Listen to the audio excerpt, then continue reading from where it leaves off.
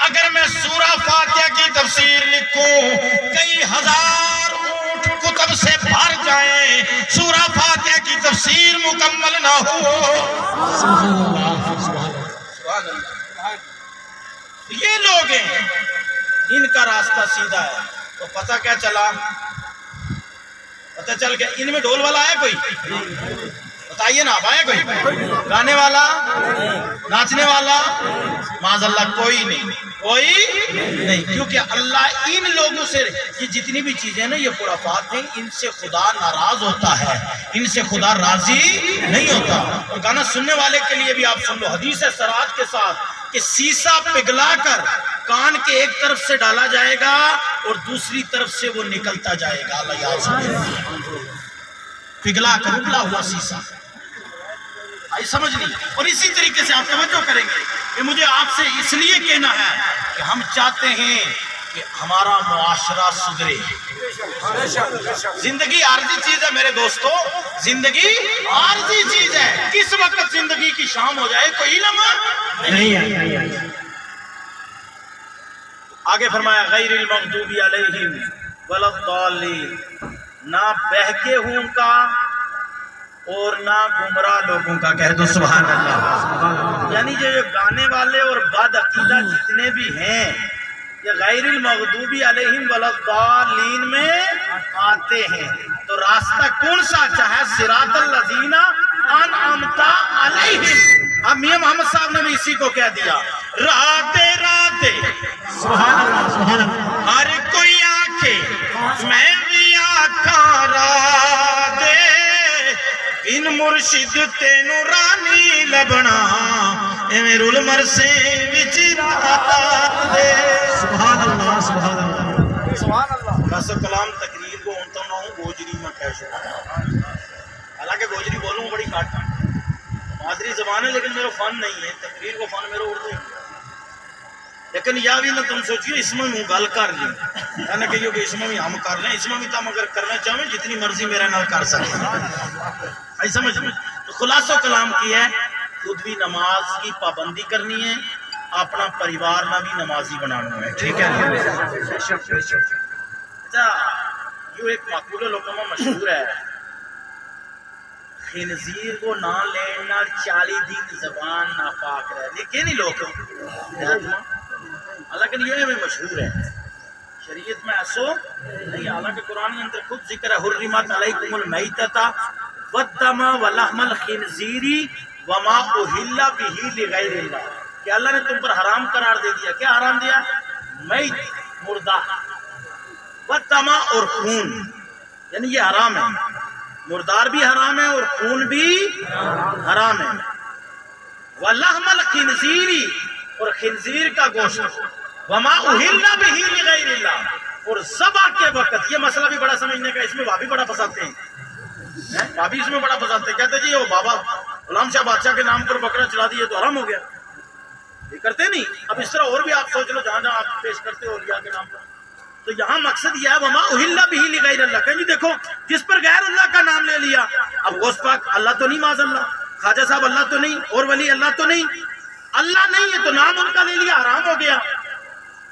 اب اگر ان کا فتویٰ فٹ کر لیا جائے نا تو پھر بچی کسی کی ہوتی ہے، بیوی کسی کی بن گئی، اب کوئی محلے میں پوچھتا ہے کہ جناب یہ کون ہے، فرمایا جی یہ زید کی بیوی ہے، زید کی بیوی ہو گئی تو اب یہ بھی حرام ہوگی کیونکہ اللہ کے علاوہ نام لیا، حالانکہ یہ بندی تو خدا ہی کی تھی نا، بندی کس کی تھی بولیے، اور آپ کو سمجھانے کے لیے کہہ رہا ہوں یار، بندی کس کی تھی؟ خدا کی۔ اب جناب والا یہ جناب والا آپ کیا لگتے ہیں حاجی فیضان صاحب کے پڑ پوتے؟ اب یہ حاجی فیضان صاحب کے پڑ پوتے جناب مولوی بشارت صاحب جی مسجد میں پوچھوں گا جی کون ہے وہ، ان کا ذرا تعارف کرائیے۔ میں ضلع پونچھ کے نائب صدر جماعت اہل سنت کے ہونے کے تحت میرا کام ہے ضلع کے پورے علماء کو اپنے ٹیبل پر رکھنا اور ان کو دیکھنا کہ کہاں کیا ہے، کون ہے۔ تو آپ جناب تعارف کراؤں اقبال صاحب سے، جی بتائیے کون ہے؟ انہوں نے کہا جی وہ مولانا فیض حسین صاحب جو ہے نا ان کے پڑپوتے ہیں جی۔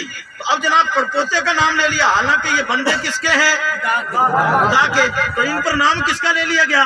فیض صاحب کا۔ تو معاذ اللہ بھابیوں کے فتوے کے تحت یہ بھی بیچارہ جینا ہی حرام ہو گیا، میرا کام چل سکتا ہے؟ اب آیت کو سمجھنا پڑے گا۔ تو وما اہل بہ لغیر اللہ، کہ جن پر اللہ کے علاوہ نام لیا جائے، مطلب یہ کہ ذبح کرتے وقت بکرا تھا گوشت پاک کا، خواجہ غریب نواز کا، پیر شاستار کا مرغا تھا، یہاں سے مولوی صاحب کو لیا، مرغا ٹھیک ٹھاک تیار تھا، اور مولوی ویسے بھی مرغے دیسی ان کے مقدر میں ہے، سمجھ نہیں؟ اب مولوی صاحب کو لیا تو مولوی صاحب نے جا کر کے وہاں بسم اللہ اللہ اکبر پڑھا، اور یہ سنی تھے، انہوں نے فاتحہ بھی پڑھی، قرآن بھی پڑھا، دعا بھی کی، خود بھی کھایا، لنگر تقسیم کیا، بچوں کو کھلایا، آگے نیاز والا خوش ہو گیا، میری نیاز لگ گئی، ادھر وہابی مولوی ٹکر گیا، جی تم نے غیر اللہ کے نام پرشاستار کے نام کے اوپر رکھا ہوا تھا، حرام کھا گئے، اگر اس وقت موقع پر وہاں ہوتا چوڑی کو دیکھ کر منہ میں پانی آتا، کھا بھی جاتا، حرام بھی کہتا۔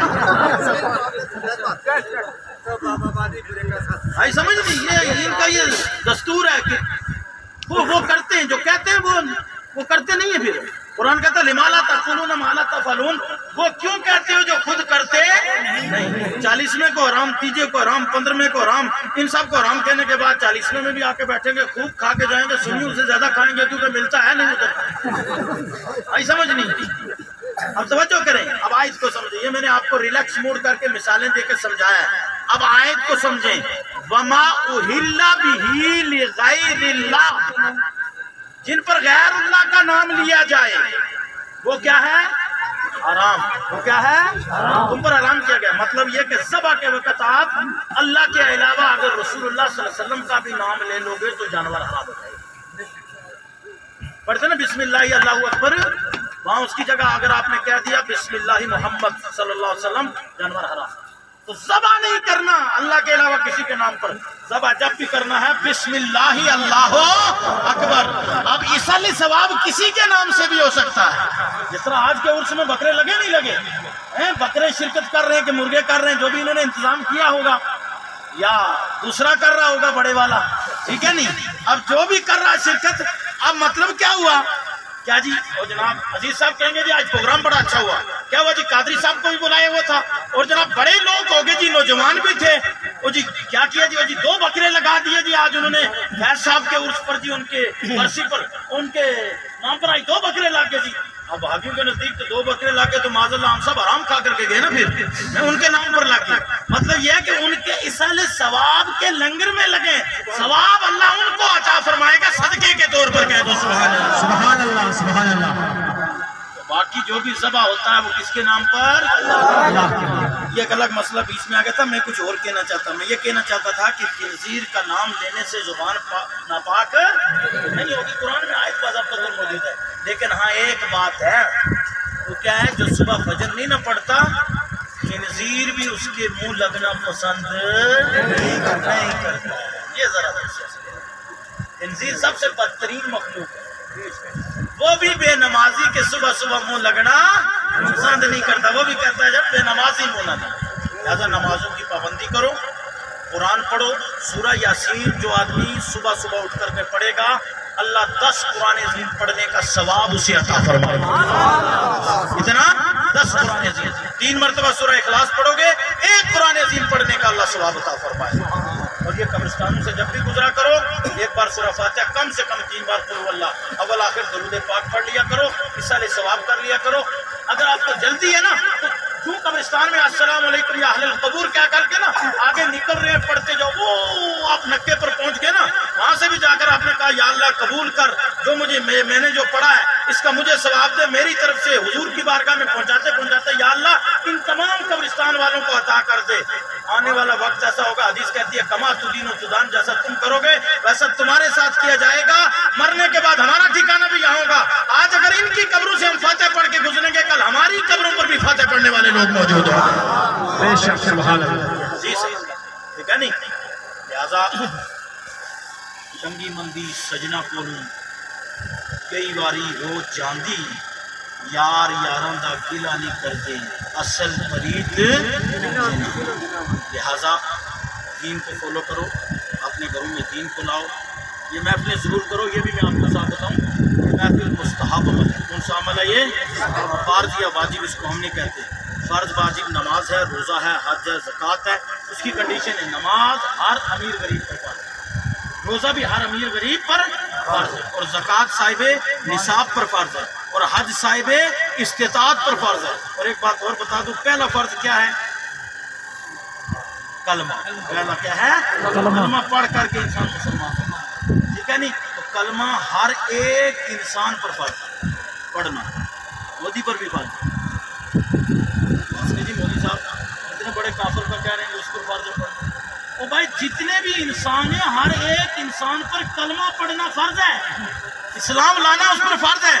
یہ مقدر کی بات ہے کہ مجھے آپ کو مل گیا اسے مل نہیں پایا، سمجھ نہیں؟ کلمہ پڑھنا ہر ایک پر فرض ہے۔ تو کلمہ پڑھنے کے بعد پھر نماز فرض ہے، روزہ فرض ہے، زکوٰۃ فرض ہے، حج فرض ہے۔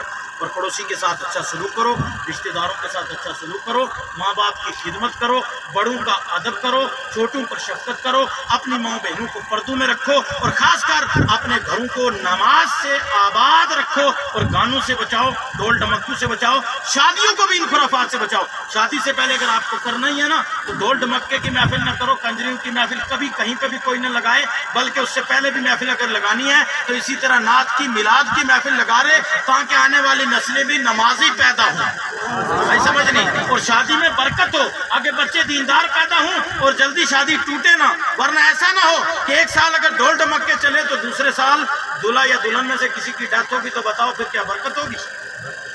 غور کرو۔ خوشی کے موقع پر بھی خدا کو یاد کرنا ہے، اور غمی کے موقع پر بھی، بولو بولو، غمی کے موقع پر بھی کلمہ طیبہ پڑھیے، لا الہ الا اللہ محمد رسول اللہ صلی اللہ تعالی علیہ وسلم، استغفر اللہ العظیم لا الہ الا هو الحی القیوم اتوب الیہ اسأل التوبہ۔